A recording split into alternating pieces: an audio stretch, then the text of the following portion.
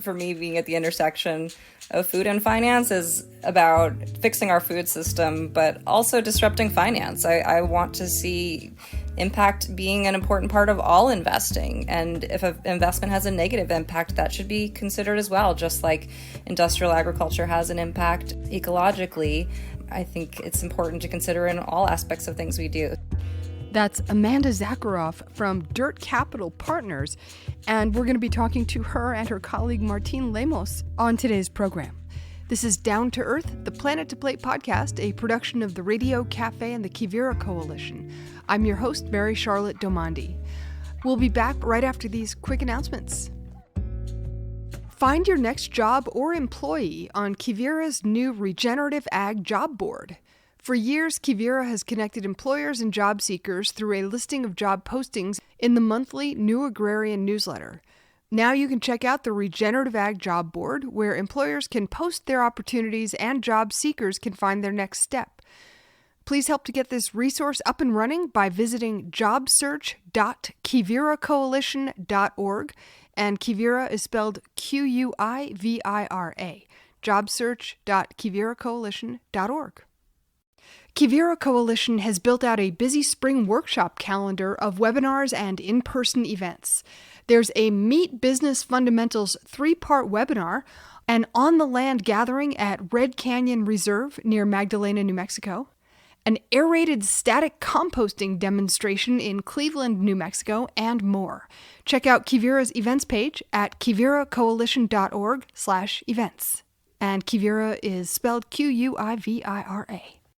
Quivira Coalition, American Grass-Fed Association, and Holistic Management International are excited to announce this year's Regenerate Conference. Save the date, November 6th through 8th in Denver, Colorado. This year's conference, Innovating for a Resilient Future, will interrogate and explore data, technology, information collection and sharing, ways of learning and knowing, and the myriad approaches to fulfilling our ecological roles. Go to regenerateconference.com to sign up for the mailing list to be notified when registration opens. And now to our program. I'm very happy to welcome Amanda Zakharov and Martín Lemos from Dirt Capital Partners. Amanda is Director of Investments. Martín is Director of Impact and Agriculture. Welcome to Down to Earth. Thanks so much for having us. Thanks for having us. So this is a private equity group that invests in regenerative agriculture, and this may be unusual to many of our listeners. Tell us how the organization got started. It was about 10 years ago, right? That's right. Jacob Israelo started Dirt Capital Partners in 2014 with some of his own capital, really trying to find an approach to bring capital to farmers for long-term secure land access, and kind of created this tool to address that. A lot of us are around the same time were trying to figure it out, and I think as a testament to Jacob and the team, it's kind of stood the test of time and grown, and we've had 38 investments, including one that's just in the process of closing right now. So for the purposes of the farmers in whom you invest, how do you define regenerative agriculture? Yeah, we have an impact framework that talks through what we consider to be regenerative, and that includes not just ecological stewardship, but also looking at farmer equity and also community benefits. So we're really taking a holistic approach to regenerative agriculture. Of course, it starts with a lot of the on-farm practices, the ecological stewardship, and that's things like prioritizing soil health, prioritizing biodiversity, management of water resources, healthy livestock management. But we also take into account the ways that farmers are in relationship with their communities, right? The ways that they're inviting the public onto their farm, they're supporting local community needs, they are addressing local food security issues, and we're also taking a look at the way that farmers are building businesses that are going to be resilient, not just climate resilient, but resilient to changes in the market, changes in the needs of its community. So we're really looking at farmers who have developed a strong sense of resilience, a strong sense of ecological stewardship, and a strong sense of community responsibility. Let's talk about what you actually do. So there are needs that farmers have, and there's basically money, investment that you have. How do you put them together? What happens? Yeah, so I think the first thing is we are impact investors. So the money that we have comes from individuals that care deeply about these aspects of impact that Martín was just talking about, but they also are looking for their capital back with a modest financial return. So investing in land is, I think, a good tool for that, because there is cash flow coming from it. So the main way in which we do this is through a long-term lease with purchase options. So that allows us to provide 100% of the financing needed, instead of going to a traditional lender where a farmer might need 20 or 30% of a down payment. We're able to provide all of that capital up front and create kind of flexible terms for them over that period. So a lot of the farmers that we work with need a period of time to increase their cash flow, whether that's transitioning to organic or simply building soil health or growing their business. We're able to provide them with some of that flexibility that a traditional lender wouldn't. And our primary purpose in that ownership is to be temporary or transitional. So we're trying to be a bridge where we can get farmers from that point where they're ready to be on that land, to farm that, to run that business, but they can't afford the full purchase price with conventional financing, to the point where in 5 and 10 years, they are able to buy it from us with a more conventional type lender. And they have kind of a built-in equity through that lease because we fix our purchase options. So the hope is when they go to buy that from us, the market value of the property will be more than the purchase option amount. So that's a lot to bite off and chew if it's a language that the listeners don't necessarily speak. And I was thinking about the fact that, farmers are not only farmers, but they're business people, but they also, you're speaking a language of finance that not necessarily everybody is up to speed on. Do you have to do like education in that language and in that sort of set of ideas? Yeah, and I think sometimes we try to be flexible and create customized solutions for farmers, which also adds complexity, ironically. Yes, we do spend a lot of time talking through those options with farmers. There are some farmers that are very familiar with how a typical mortgage works, so we are usually kind of relating it to that, but mostly it's kind of walking through specific examples. Once we've identified that property, saying, this is what we think that lease schedule can look like, here's what that purchase option would be in year 5 or year 10 based off of these numbers. And then I'll create calculators and things to help them say, okay, if this is what the future looks like, then how much would that mortgage be and how much would that payment be? So it's definitely a lot of financial projections into the future and trying to understand those options. So there's a balance of complexity and fitting that perfect situation and making something that's digestible, that's understandable, in a not very understandable product, right? Right. Are you working with farmers who already are on land or are looking to buy land or get new land, or like what does it actually look like on the ground? Yeah, so it's a pretty broad range at this point after 10 years of experience, and working with many farmers in the Northeast, and now with our new fund working across the U.S., different geographies, different production types.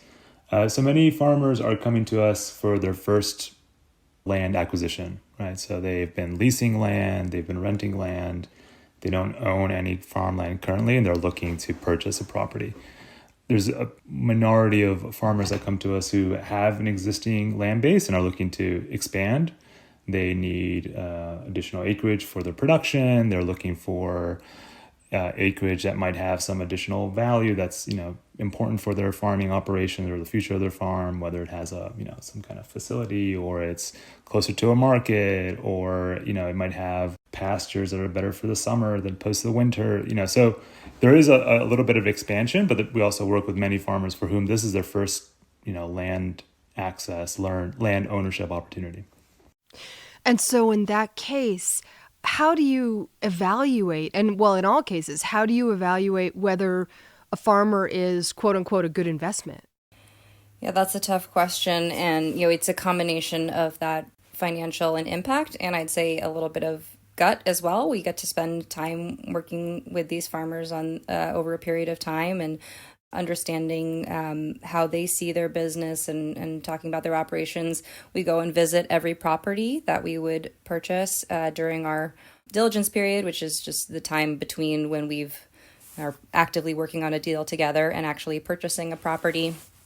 But there's certainly a financial aspect of it as well. And a lot of the times it is a big step up, that expansion or first property purchase, and understanding what those projections look like and how realistic they are, and kind of a range of potential outcomes.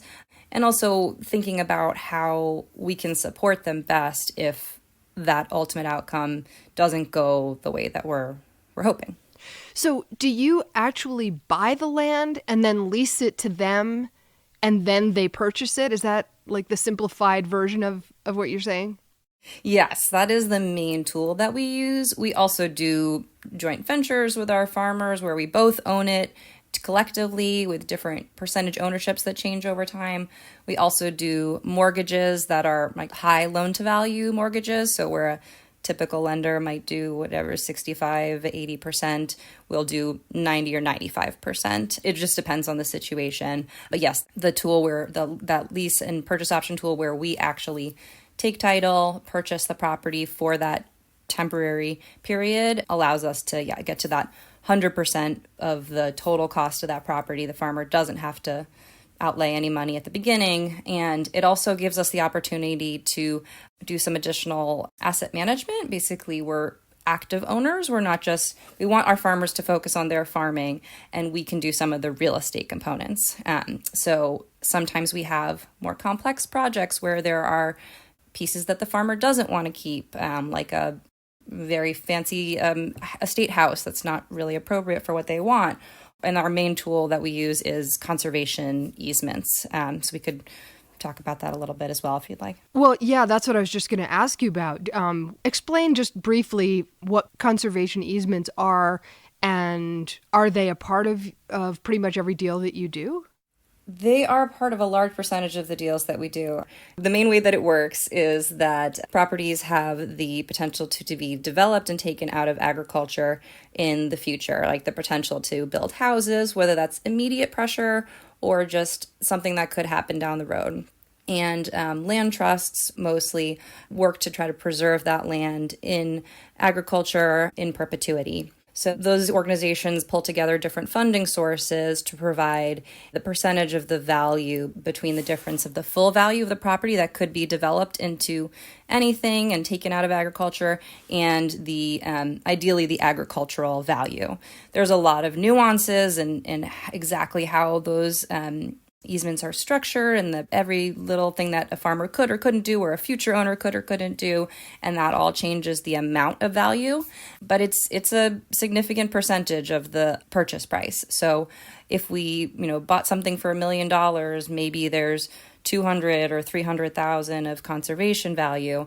But it takes a couple years to do that typically. So that's a role that we take on where we might purchase it in the first year, and we work with local land trusts, other organizations to put that conservation easement on over the next few years. And then the amount that the farmer has to purchase it from us for is directly reduced by whatever amount that we got. Yeah, I think that's such an important point, is if you keep land safe from development by keeping it in agriculture through a conservation easement, its value goes down. And that is of great benefit to the farmer who's trying to buy land and have land access. How do you find the farmers, Martín, or how do the farmers find you? Yeah, many farmers have come to us actually through word of mouth. So they have a farmer in their network that was connected to their capital, and they were able to acquire a piece of land or achieve land access through their capital. And so there's been a bit of like networking. I mean, farmers talk amongst themselves and discuss what works and who's supportive and who's helpful. And so there's been a lot of outreach that's come to us actually just through farmers and farmer networks. With our new fund, we've been working across the U.S. and there's just a lot of conferences that we attend. We work with a lot of other similar impact investors and lenders as well, and just kind of share where it's feasible and appropriate, opportunities. So there's just a lot of networking. It's a lot of that kind of word of mouth and sharing the story, and farmers relating kind of their land access stories with others. But definitely something that we're trying to be on the road and talk with more farmers and show them that there's another alternative and another opportunity for land access. Talk about your own background. You were, I think, executive director of the National Young Farmers Coalition, and you were a farmer yourself. Yeah, I was co-executive director of the National Young Farmers Coalition for many years, along with my colleague, Sophie Yakov. And I was a farmer for about 10 years before that. So my first season farming, I was actually in college. And then my last season farming, I turned 30. So, I think both of those experiences, and as a farmer, the experience of just the challenge of land access and the challenge of turning that work and experience and that labor into equity, is something that just struck me as a big problem. The big reason I left was just I didn't have the generational wealth to acquire a piece of land, and just the opportunity cost of farming versus not farming just started to grow more significant every year. So it just seemed an economic decision more than anything. I loved farming, loved doing it, but it just wasn't feasible. There just wasn't the tools for it. And with young farmers, we worked with, we were a grassroots network of young farmers across the U.S., and we were trying to advocate on behalf of young farmers and be that voice of young farmers at the local, state, and federal levels. And, really what that work was around was just amplifying that very challenge to lawmakers, right? The challenge of land access, the challenge of access to capital, the challenge of both land and capital for first-generation farmers, for farmers of color, and trying to modify existing policy and also create new programs that would support land access and farm viability. So, I think both the personal experience and also just working at the policy level and grassroots advocacy level and knowing that's a shared challenge, I think part of what makes working at Dirt Capital exciting is that you're really able to solve that with each farmer, right? These are farmers that are coming to us with land access challenges, and we are offering really innovative financial solutions that right now aren't always there at the policy level and aren't always there with commercial and traditional lending. So it really feels like we're meeting this need that I think is really common among young farmers, definitely something that relates to my experience, which is the challenge of acquiring land. When they work with you, are they shielded to any extent from the vicissitudes of ever-changing interest rates? That's a good question. I think the best thing that we can provide for farmers as they're going forward is the flexibility to purchase it from us when interest rates are good for them. So now maybe we've had a couple exits recently, but we won't be surprised if we see a lot of farmers coming to us like, okay, now we're ready to purchase if we see interest rates go back down. So we're actively looking to sell these back to the farmers. So when it's a good time for them and they've already reached that window with us, we can provide that flexibility. When I heard that you were a private equity company, I thought, oh no, private equity companies are destroying the world in so many ways. They're buying up so much property, whether it be farmland or residential, and that drives the prices up. And there's just exposés practically every week about how they're really hurting communities. You're doing something else. You're doing work to actively and in good faith promote regenerative agriculture. Is there a trust issue? Do you have to get over that hump? I guess we don't use that term private equity very often because it comes with so many of these other pieces that, because all it really means, right, is that it's capital, it's money that is coming from sources that are not public, that are private. But I've worked for Angela Gordon and TPG and some of the larger private equity firms in my past life in commercial real estate, and it's really refreshing to have that impact built into our core. And it's really obviously who we are as investors, as individuals, and every investor that is coming to the table and interested in putting money with us, here's from us, the first thing is that we're impact first. This is not a place to try to get rich. So, I think it's not something that comes up a lot in our conversations with farmers, because I think that the vernacular can be, brings other stuff with us that is not who we are at all. So. Right. I mean, the thing that's interesting about this, it's like a different field, in the sense that a lot of people who are trying to invest money are trying to get the maximum return as quickly as possible. And by definition, you're really working more at the speed of nature. Yeah, I joined the slow money movement that Woody Tash founded probably in, was that maybe 2013 or 2012? I'm losing track of time now. And I've always been really interested in how finance can be used as a tool for good and channeling money. And I think the finance world always thinks about money and investing as terms of risk and return. But there's really this third dimension that's impact, that's always there. And they just don't take it into consideration. And there's often negative impacts.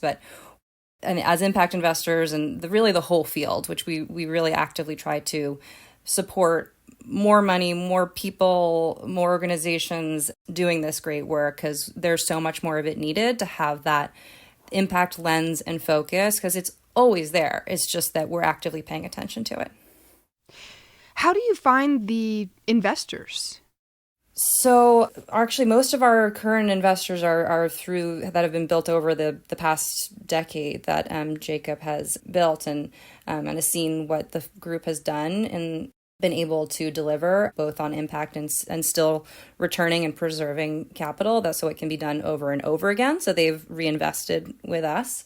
But we are really actively trying to expand that network right now of saying, okay, who else do you know? And we are getting into circles of impact investors that are new to the space, that haven't done as much of this before, or sometimes have a more traditional mindset and are learning. And I think that's something, a value we can add as well. And really all impact investment organizations can have is that education of what are the balance of these pieces and how do they interact and how do they fit within a portfolio for those organizations. Not everything is going to look exactly the same, because not every type of work, every type of impact needs the same amount of return, right? Like, so farmland is one where people can naturally create a business and generate cash flow off of. But there are certainly other aspects of our food system that need to be entirely philanthropic, right? So it's all these pieces and how they fit together. And I think that conversation is something we're having all the time. What size farms are we talking about? I mean, part of the conversation going on in regenerative agriculture is, like, we had a conversation with Will Harris the other day, who was talking about how his ranch was not infinitely scalable, but infinitely replicable. So the idea was you get to a certain size and you stay there, and then other farmers in other counties can also do regenerative agriculture on their land. So it's not like one person is gobbling up all the different farms in the area or in the state or across, it's not that sort of infinite growth mentality.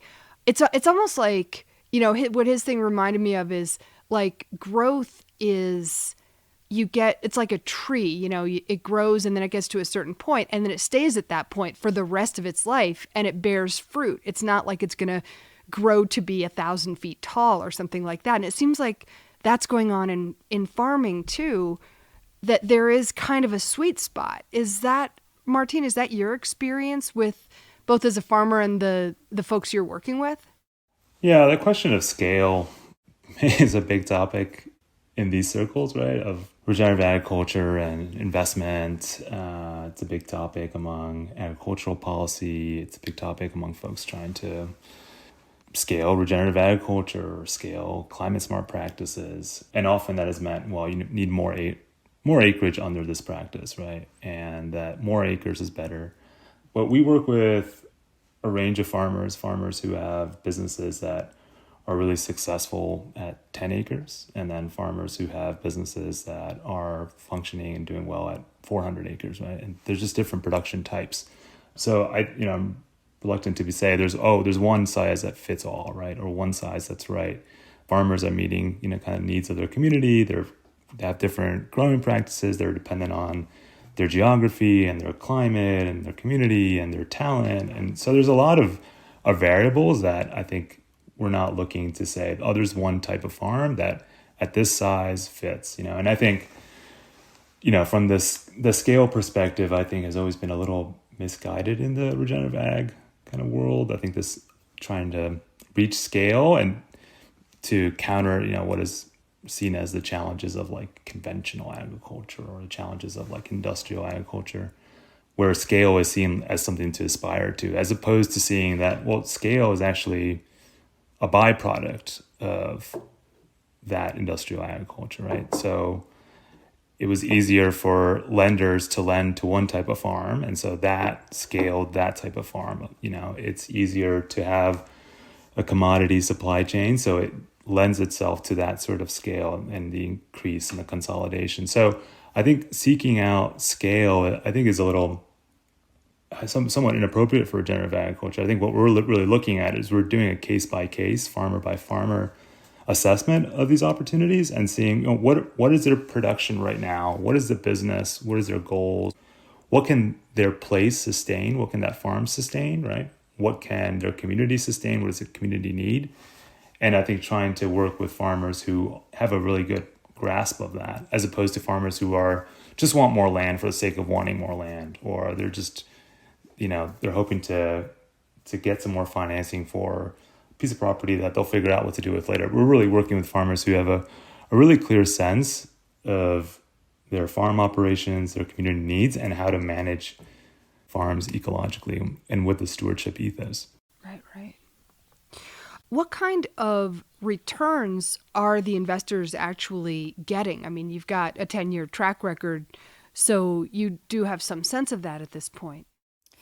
Right. I mean, I think the best thing that we can share is we're looking to preserve capital for investors on kind of an inflation-adjusted basis, which changes, and I know that's not super straightforward, but it's a low risk, low return investment for those investors. We've never lost money or had to write down any individual investment, since we're always able to adapt. So if a farmer decides that they're not interested in staying on a piece of property and for whatever reason, we've been able to identify other farmers in the past to take that over and hopefully kind of complete the model and purchase it from us at some point. That's the goal for us as we do that. So our investors are mainly looking to be able to do this over and over again. So we're trying to preserve that capital. Preserve that capital and make a return that is at least the rate of inflation. Right. Okay. Interesting. But it's also, I mean, the low risk, low reward, but low risk is also, I mean, the fact that you haven't lost money on any single investments in 10 years, that seems pretty amazing. Yeah, I mean, I think we've been, the team's been really thoughtful and works with farmers when there are challenges. So we're not taking on a lot of risk in, we do some residential houses, there's some infrastructure, some other components of it, but most of that investment dollars are in the land itself. And our farmer, most real estate assets depreciate, right? An office building sits there, there's weather, things get old, they need to be replaced. Our farmers are building soil health. Our asset values go up from the work that they're doing there. So, and not just from the market, but really that intrinsic real value of the land. So I think that's also a testament to our farmers and not just the, team and underwriting. Another thing that you are doing is you're working with renewable energy companies to have them locate some of their installations on regenerative farmland. Is that already happening? Is that something you're looking to do? Yeah, that's been a somewhat new and I think still a small part of our portfolio. About only 5% of our projects have had this kind of renewable energy installation or kind of component. And, it's very similar to conservation easements. It's this other source of value that can come from the land that can support the farmer accessing the land and the farmer's affordability of that land, right? So that's very much how we see renewable energy as another tool to help support that ultimate goal of the farmer ownership of that property, right? So if there's a way for us to work with a renewable energy developer who's got a good sense of how to site this with ecological stewardship principles or in accordance with what might be the need of the farmer on that land, right? So that it's not disruptive to wildlife, not disruptive to potential production practices or how the farmer wants to manage that piece of land. Then if there's an opportunity for that solar siting to happen in that responsible way, and there also to be a long-term lease that would then kick back money to the farmer, supporting their acquisition and ownership of the land, we think it's a great opportunity. So we see it similarly to another one of those, it's another tool in the toolkit around how do we support long-term ownership and affordability of that piece of land. Is here's another option for some revenue to come in that supports the farmer in that ownership. Is it all solar so far? So far, it's been two of the projects have been solar, yeah.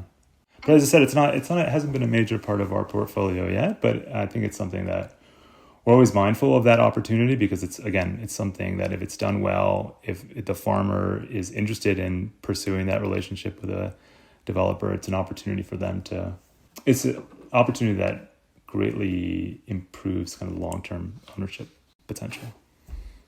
Well, and I mean, if they're livestock grazing, they keep the vegetation in check, which is good for the energy developer not to have to hire landscaping companies and things like that. And then you also read about synergies where solar panels provide shade for growing certain kinds of vegetables. So it seems like there's so much potential in that area. Yeah, it's definitely a lot of growing interest and more research and more anecdotes and like practical experience around like things like agrivoltaics, right? And that really depends on working with renewable energy developers who are mindful of that, right? Because there's design decisions that have to happen in order for that to be viable, right? The height of the panels, siting of the development. So yeah, it's definitely something we're mindful of, and I think there's an opportunity in the future. I think there's definitely growing interest in how do we do this dual use renewable energy development. There's also this question of succession. I mean, we know that the average age of farmers is getting up there in the late 50s, the last I heard. And some of those folks, their kids don't necessarily want to farm if they have kids, but the farmers would like to have their farms remain farmland. Is the work you're doing, can it play a role in positive succession scenarios? Yes, absolutely. We get a lot of calls from retiring farmers, and while we're really not matchmakers of trying to find the right farmer for that farmland, if there's that situation where the next generation, not often family generations, but just the next farmer that can take over that land is identified, our financing is often a good tool for getting them on there. So we do like to talk to those retiring farmers as well to say, just educate those any requests you have from farmers. It's worth noting that there is more flexible, more affordable financing options out there that you don't need a big down payment saved up for, because that is the biggest problem that we see from farmers that we're trying to solve. Is maybe they would be they're ready for that operationally and they're ready to take on the next challenge and cash flow project, but it's that down payment problem. So they haven't even thought about property purchases in the size range that they could do. So we try to get that word out there in as many angles as we can. Did you have anything you wanted to add to that, Martín?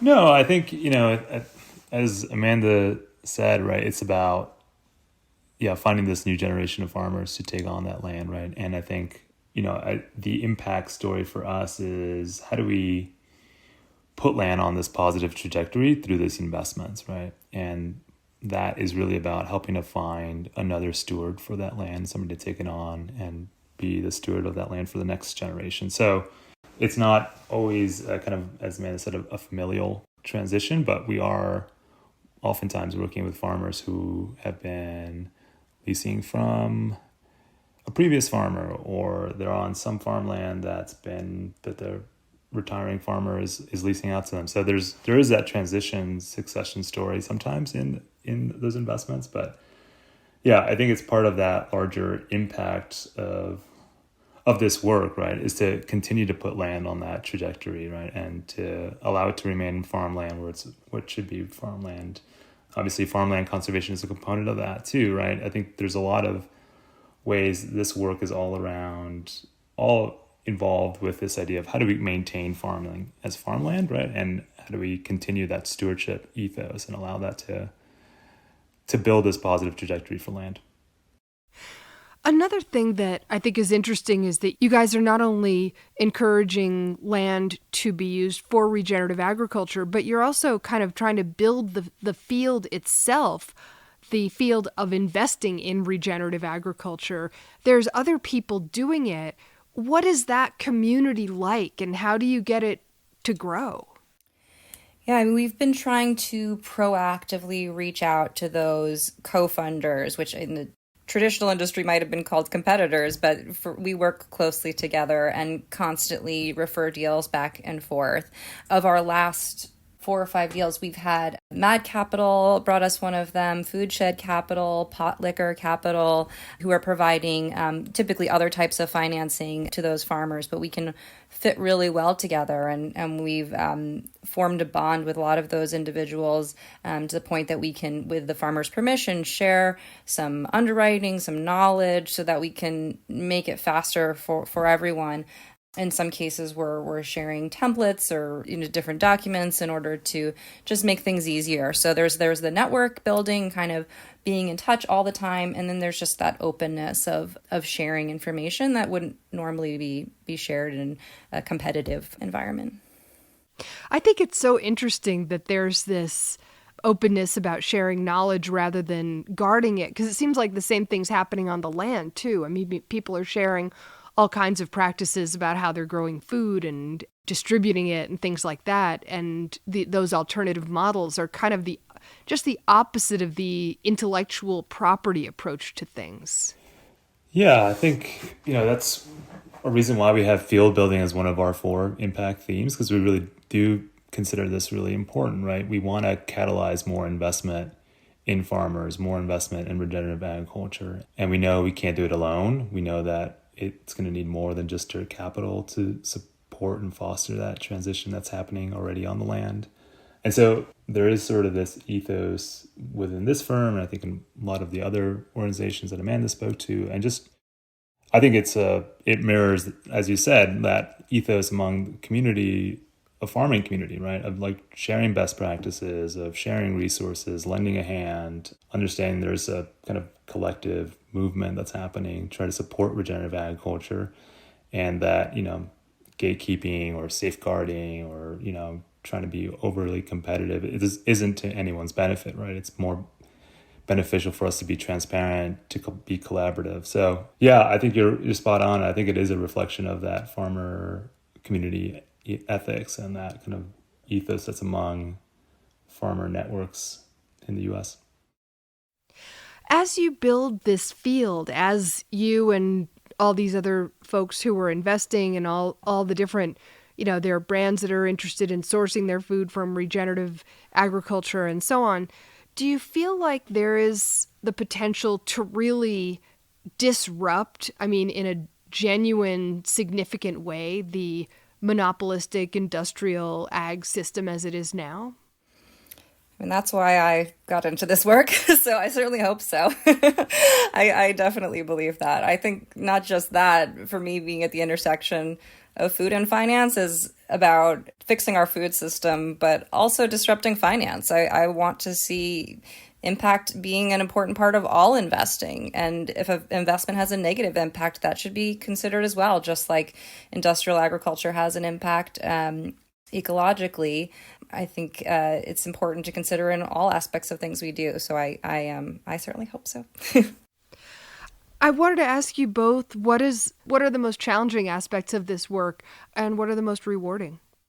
Yeah, I think the most rewarding is definitely visiting farmers once they've been on that land and their outlook is different, right? It's different from leasing land and not having that pathway to ownership to being on a piece of ground that feels like your own, right?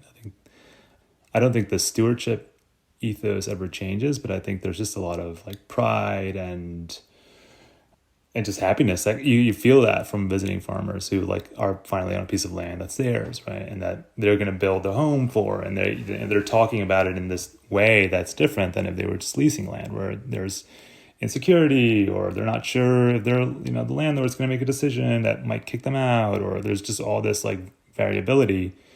And to have that kind of security in place, like I think you just really hear that speaking with farmers. And I think that's been really rewarding, just to have that experience of visiting farmers on their newly acquired land and just seeing that it's not just a change for their business, but just also for like how they are, how happy they are, how they talk about the property.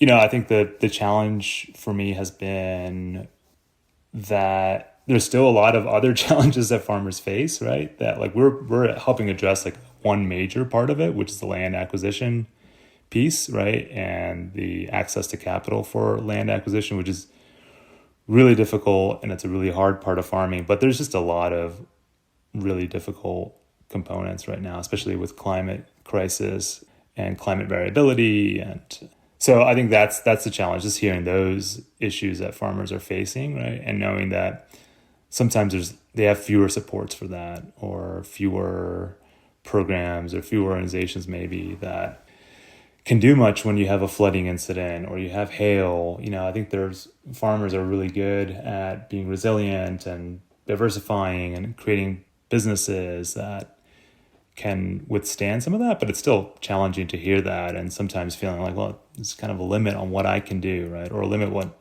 generally can be done.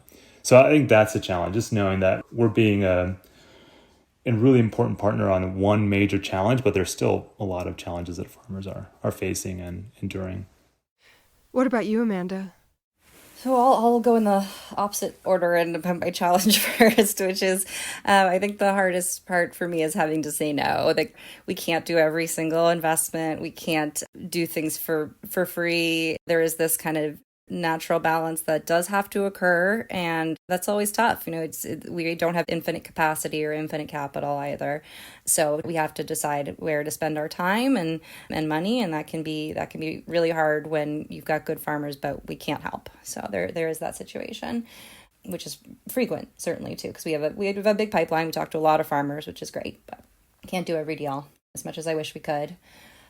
And then my favorite part, or that brings me the most joy, those individual farmers, it's so great to see, but I think that collective hope for the future, or that disruption piece that you were talking about, is really what gives me the most excitement, is that potential for long-term change in our food system and in our investment industry, and just kind of being able to build that drop by drop, piece by piece, and proving it out.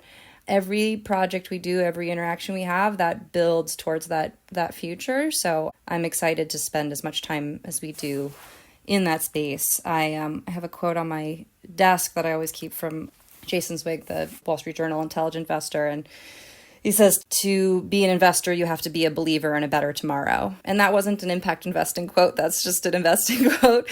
And I think that's very, very true in our space. I'm always thinking about that better tomorrow. Amanda Zakharov is Director of Investments, and Martín Lemos is Director of Impact and Agriculture at Dirt Capital Partners. They are on the web at dirtpartners.com. Thank you both so much for being with us. Thank you. Thank you. You've been listening to Down to Earth. We would love it if you would support this program, which you can do by going to patreon.com/down-to-earth planet to plate, where you can sign up for as little as $3. Patreon is Patreon. And also please rate and review the podcast on Apple Podcasts or wherever you get your podcasts. The Quivira Coalition is a not-for-profit and a community network of ranchers, farmers, conservationists, scientists, educators, and many others dedicated to regenerative practices that produce healthy food, support meaningful livelihoods, sustain biodiversity, and remedy the impacts of climate change. To To learn more about Quivira and how you can support their work, visit quiviracoalition.org, Quivira. And finally, this show is a production with the Radio Cafe. You can check out radiocafe.org to hear back episodes of this show and also find all kinds of other shows on a wide variety of topics as well. Thanks for listening, and we'll see you next time.